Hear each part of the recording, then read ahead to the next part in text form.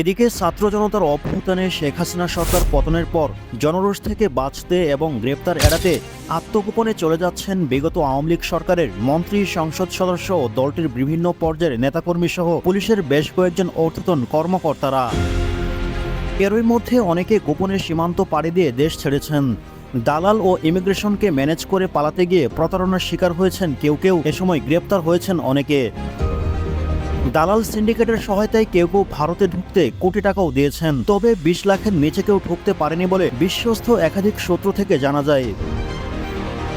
এদিকে কয়েকজন সাবেক মন্ত্রী ছাড়া অধিকাংশ ব্যক্তি দেশ ছাড়ার জন্য ভারত সীমান্ত বেছে নিয়েছেন। দেশ ত্যাগের জন্য তারা যশোর, ব্রাহ্মণবাড়িয়া, কুমিল্লা, হবিগঞ্জ, সিলেট, দিনাজপুরের হিলি ও পঞ্চগড়ের বাংলাবান্ধা সীমান্ত ব্যবহার করেন। তাদের পারাপারের কাজে বিভিন্ন সীমান্তে গড়ে উঠেছে একাধিক চক্র। এই চক্রের সদস্যরা প্রভাবশালীদের পার করে দিয়ে বিপুল অঙ্কের টাকা হাতিয়ে নিচ্ছেন বলে এক প্রতিবেদনে জানিয়েছে দৈনিক যুগান্তর।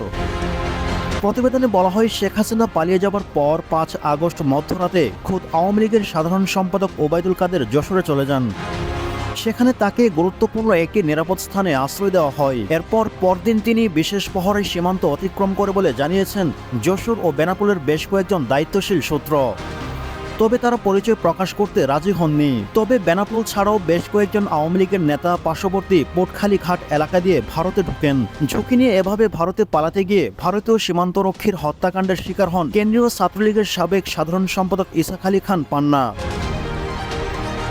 এদিকে ভারতীয় অংশের দালালরা একা পেয়ে নির্যাতনের পর তাকে গলা টিপে হত্যা করে। বেশ কয়েকদিন পড়ে থাকার পর পান্নার অর্ধগলিত লাশ উদ্ধার করে পশ্চিমবঙ্গ পুলিশ।